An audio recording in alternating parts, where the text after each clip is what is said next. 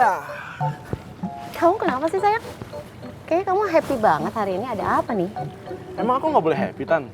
Loh, bukan nggak boleh happy sayang. Tapi maksud tante, selama kamu diskors ini kan kamu tuh selalu bete, terus selalu mukanya betekuk gitu. Jadi wajar dong kalau tante nanya sekarang kamu berubah, kenapa lagi happy? Wajar dong. Ya aku seneng karena akhirnya aku berhasil buat dapetin hati teman-teman aku lagi, Tan. Jadi dengan adanya teman akan lebih mudah buat ngehancurin Rifki. Nanti dulu. Teman-teman kamu maksudnya teman yang mana ini? Iya, Tan. Si Ardi, Edi sama Maman. Ya kemarin aku nggak sengaja ketemuan sama mereka. Meskipun awalnya mereka nggak mau kerja sama aku. Tapi setelah aku ceritain ke mereka, kalau aku punya senjata buat ngehancurin Rifki.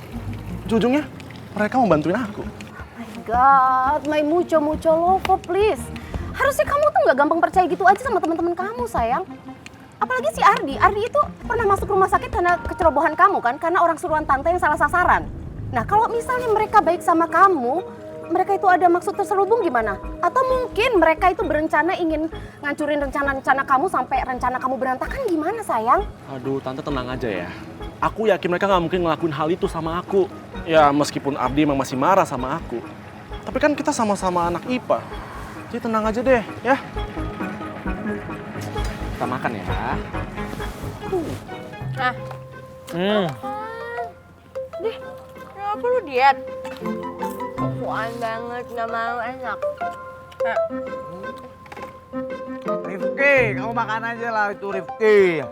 Wah. Nah, titipan bekal dari nyokap gue. Bentar. Bentar lu, biar gue jelasin. Apa? Ini tuh bukan dari gue, tapi dari nyokap gue. Jadi santai aja. Mantep aja ngomong. Itu tandanya apa, guys? Sudah direstuin calon mertua.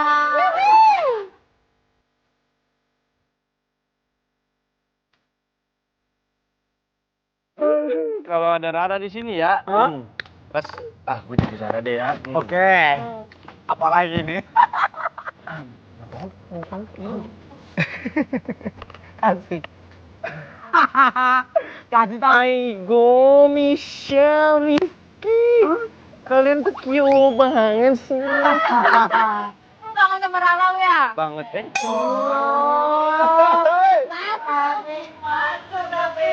Aduh mama kembar. Bocah kemarin sore kami orang berdua kenapa duduk sini gangguin orang-orang lagi. Oh, tidak usah dengan mereka ini ya. Sini. Pelan-pelan. Berdiri di situ. biarin dong mereka berkembang, Div. Ya. Pokoknya kita harus dukung Kimi buat pencoblosan ketua RT tahun ini. Kimi apa? Kimi apa itu Nona? Kimi tuh Rifki Misha.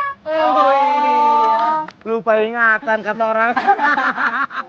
Udah, jangan diledekin terus, kasihan udah bener malu mukanya merah-merah. Jangan kayak gitu. Bercanda. Apa lu? Farel kemana sih? Udah ada kabar belum? Farel. Dia sempat nelpon gue sih, katanya dia ke Sukabumi karena nyokapnya sakit. Ya udah kita doain aja semoga nyokapnya Farel sama bokapnya Rara cepet sembuh. Amin.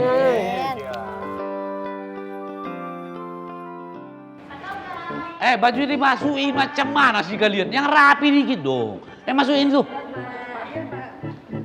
Itu dimasukin semua tuh. Okta. Sebentar. Oh iya Pak Togar. Wah, Kimi itu dan kau. Bapak mau tanya. Sudah sejauh mana, macam mana rencana pementasan teater kalian itu? Untuk proses sih Pak, naskah masih kita persiapkan.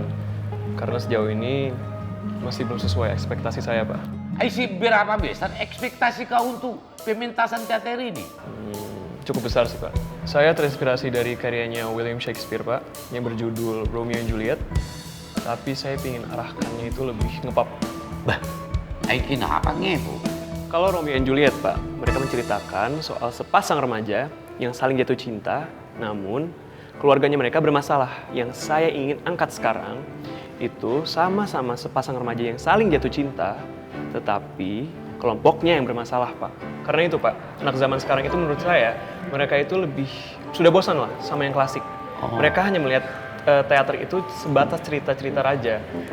Jadi, saya ingin mengarahkannya cerita itu menjadi zaman sekarang. Lebih relate jadi akhirnya kita. Penonton relate kepada pemain, pemain pun juga kepada penonton. Jadi lebih dekat gitu, Pak. Saya setuju itu, Okta. Setuju saya. Kau main situ bikin ngaku jantungan aja kau.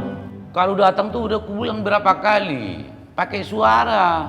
Bikin kaget aja. Kenapa kau setuju? Ya, anak sekarang itu lebih kreatif, Pak. Jadi kita percayakan aja sama mereka. Iya, tapi kan saya lagi nanya sama si Okta, bukan sama kau, Pak Jaya. Kau nyambar aja kayak petir kau. Ya, saya kan cuma bantu berpendapat, Pak. Begitu. Iya, nggak perlu. Aku lagi Togar, ngobrol sama si Okta. Tenang, Pak. Tapi kali ini saya yakin yang saya bikin akan bakal menarik, Pak. Oh gitu. Jadi gini aja, Okta. Nanti kan kau bikin skenario, cerita yang konkret lah. Artinya kalau sudah kelar, kau kasih bapak, biar bapak baca dulu. Amazing nggak, menarik nggak dia cerita itu, ya kan? Kau kirim ya, mainkan ya. Oke. Baik, Pak Togar. Iya. Persiapkan dulu ya, Pak. Siap. Misi, Pak. Ya sudah, ya. Udah. Anak sekarang lebih kreatif, Pak. Ya udah kita ngopi aja dulu. Kau lagi nyambar aja kau. Tapi memang dia... Iya, aku tahu dia pintar. By the way guys, ini sekalian aja, semalam gua sama Michelle itu udah sempat ngebahas konsep tentang cafe food truck kita. Nah, gue sih udah kebayang konsepnya itu kayak coffee shop itu. Gue gak nyangka, dari obrolan semalam yang kayaknya gak serius, tapi beneran dibikin sematang ini sama botol kecap. Nah, jadi udah gua hitung-hitung, dengan konsep seperti ini, modal awal yang kita butuhkan itu sebesar 20 juta. Ya, dengan perkiraan break even point-nya itu sekitar 2 tahunan. Aigo. Ya, Mang. Aigo ya, Mang. Kenapa kayak gitu? Kenapa? Itu serius Ki, gede banget. Ya, Mamai. Kawan, Ale ini toh sangat-sangat visioner sekali beta lihat. Tapi beta ini juga tidak mengerti bagaimana katoran bisa mendapatkan uang sebanyak itu, kawan. Coba bagaimana? oh ya, tenang. Ini kalau memang kegedean, masih ada beberapa kalkulasi lagi yang bisa kita terapkan supaya nggak jadi 20 juta, berkurang. Misalnya, kita bisa mengurangi sablon pada kemasan plastik. Jadi kita bisa kurangin di situ. Jadi konsep kita tuh ya nggak pakai ada take awayan. Hah? Emang bisa?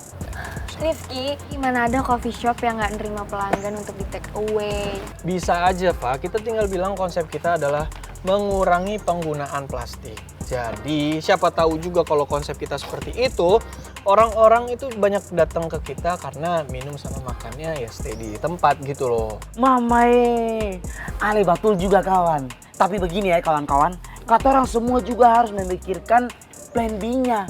Bagaimana kalau dorang itu minta take away? Iya toh? Guys, kayaknya mereka lagi ngerencanain untuk buka bisnis bareng deh. Iya kali ya. Apa ini yang dimaksud sama Aldino, rahasia si Rifki? Rencana pembukaan bisnis bareng gitu. Oh, mungkin sih, tapi gue nggak tahu juga.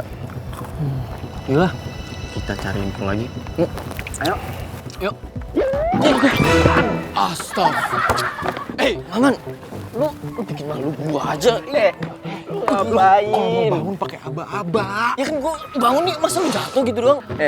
Habis hitung rumput ya. Lu kesian tuh bangkunya. Baiki lagi. Bantuin dong, lu yang bikin jatuh gimana sih? Sini. Sini. Arin. Tendang itu yang kena dong. Jangan sih suka-suka gue. Sumpah ya. Bel, gue sebel banget. Nih ya, aku tuh yakin banget bentar lagi si Rifki pasti bakal nembak Michelle. Lo lihat kan tadi, Michelle itu orang yang paling anti buat nyautin nyinyiran gue. Lihat tadi, dia berani lo nyautin gue. Apa coba maksudnya? Ya mungkin dia udah bosen kali sama nyinyiran lo itu. Enggak. Itu artinya dia udah kepedean. Dia udah yakin banget kalau Rifki tuh bakal nembak dia dan dia sepenuhnya milik Rifki. Buktinya dia berani banget loh sama gue. Ya ampun Rin, dari dulu kayaknya Michelle berani deh sama lo. Lo tuh kenapa sih dari tadi belain Michelle mulu? Kok besti gua apa bestinya Michelle? Michelle?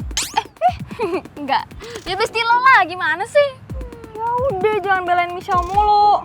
Udah, nggak usah dibahas lagi. Kira lo masih ngambek gara-gara kemarin. Enggak, lo besti gue kok. Terus lo maunya gue gimana? Gue harus apa? Gimana Nyonya? Pokoknya nih ya, lo harus cari tahu info kapan Rifki nembak Michelle. Karena gue harus ngelakuin sesuatu biar mereka tuh nggak jadian, Bel. Gue lagi. Duh, gue nggak mau mereka sampai jadian. Terus gue lagi tuh yang berkorban. Apa sih itu? Rival lo tuh. Apaan sih lo? Masih aja dibahas.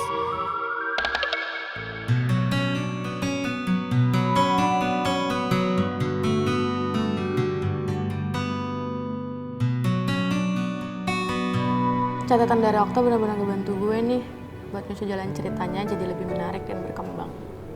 Gue harus buru-buru saja revisinya dan kirim ke grup karena waktu udah mepet banget.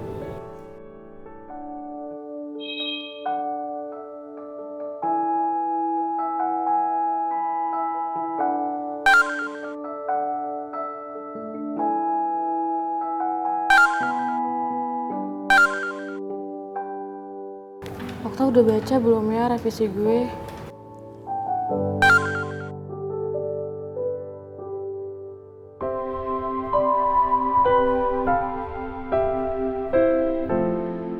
Ih, kok Okta belum respon juga sih? Dia udah baca belum ya?